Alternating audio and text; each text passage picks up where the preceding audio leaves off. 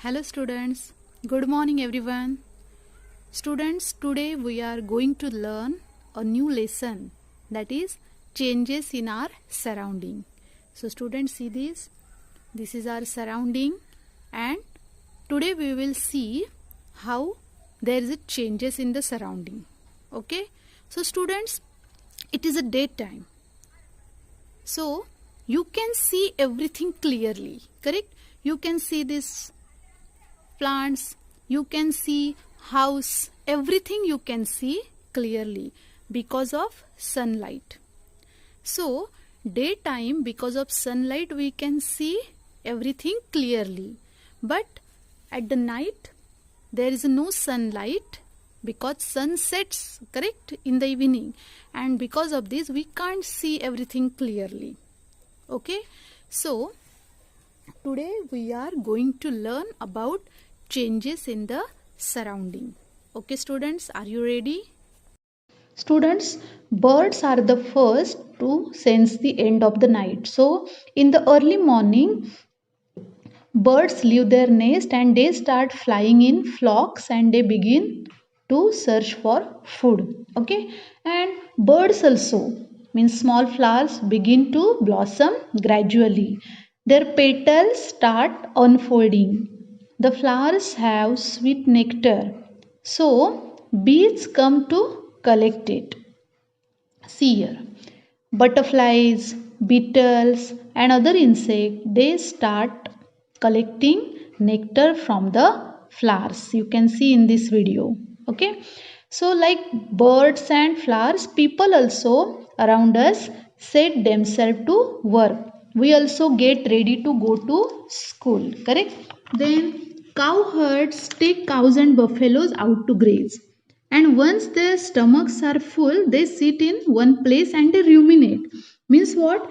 They bring back the swallowed food into their mouth again. Means same food they bring back into the mouth and they chew it again and again, and that process is called rumination, and that rumination helps them to digest their food properly.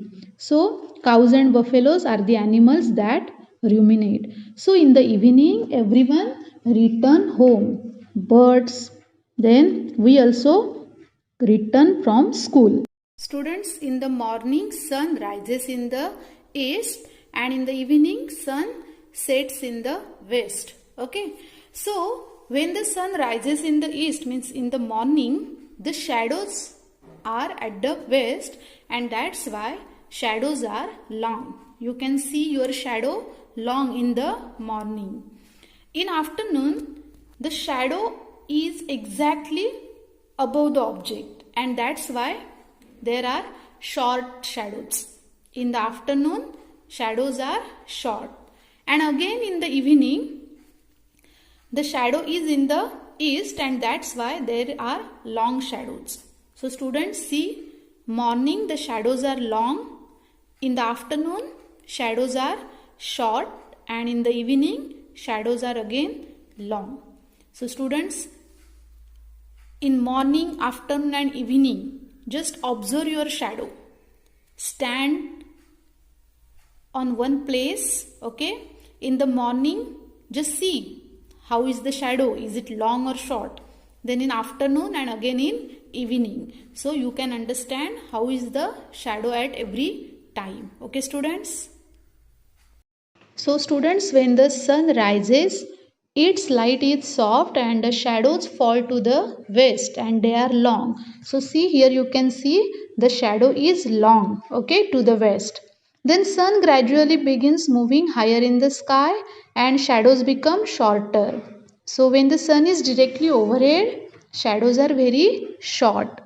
And again the sun slowly shifting to the west and it is shadow is very long again. Hello students, good morning everyone. Students, we know about sun, that is sun rises in the east and sun sets in the west. And after sunset, the moon rises at different times every night, correct? If you search for the moon at a fixed time every evening, you will see moon in different places. And the shape of the moon is also changes every day. So students, today we are going to learn about phases of the moon. So what is mean by phases of the moon? Phases of the moon means shapes of the moon. Every day we can see a different shape of the moon, correct? And that is called phases of the moon. So see the first diagram. Here you can see a full moon, correct? The shape of the moon is completely round. So the day when the moon appears completely round is called the full moon day. What it is called? Full moon day, because the shape of the moon is completely round.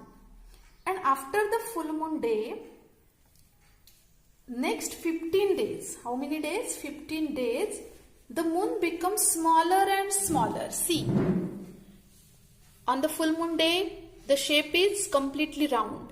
Then it becomes smaller, smaller and smaller. So see, here you can see, it becomes smaller and smaller, and at the last, here you can see, on the 15th day, it cannot be seen at all.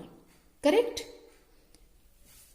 From full moon means completely round on 50th day. See, when on 50th days. On the last day, on 15th days, it become invisible. Means it cannot be seen at all.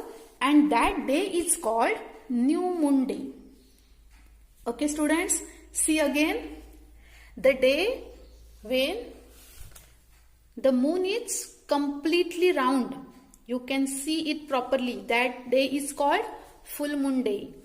And after full moon day, next 15 days, how many days? 15 days, every day it becomes smaller and smaller. So see, you can see different shape of the moon, correct? It becomes smaller and smaller, and at the end it cannot be seen at all. Okay, only outline is looking, means there is a complete darkness, and that day is called new moon day. Okay, now students see, after new moon day, 15th days there is a new moon day, then again next 15 days the moon become bigger and bigger. Means see, from here you can see. So from new moon day it become bigger and bigger. See, you can see arrow here. It's a new moon day, correct? New moon. Then it become bigger and bigger, bigger, bigger. So every day it become bigger and bigger, and again on 15th day, okay, it become completely round. From new moon day, next 15 days it become bigger and bigger, and on the last day it becomes completely round, and that day is called full moon day. Means after full moon day, after 15 days there is a new moon day, and again from new moon day after 15 days there is full moon day.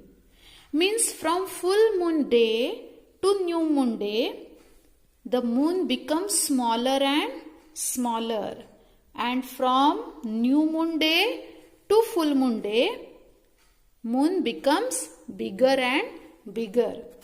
So because of this full moon day and new moon day and the changes in the moon, you can see various shapes of the moon every night, correct? And that different shapes of the moon is called phases of the moon. What it is called? Phases of the moon. So students, I hope you have understood the phases of the moon. So just observe the phases of the moon every night. Okay students? So students, see here, it's a very easy diagram. See, it's a full moon day, correct? Then after 15 days, how many days? 15 days, there is a new moon day, correct? And again from new moon day, after 15 days, there is a full moon day. means these 15 days plus these 15 days means total how many days? 30 days, and that 30 days is equal to 1 month. Okay, means in every month, see, after full moon day 15 days, new moon day, and after 15 days full moon day. Understood? So this period of 15 days and 15 days, total 30 days is equal to 1 month. So did you understand, students? So students, see here, the day on which moon is completely round is called the full moon day. I repeat, the day on which moon is completely round is called the full moon day. And the next is the day on which moon cannot be seen is called the new moon day. The day on which moon cannot be seen is called new moon day. So students, did you understand the difference between new moon day and full moon day? Very good.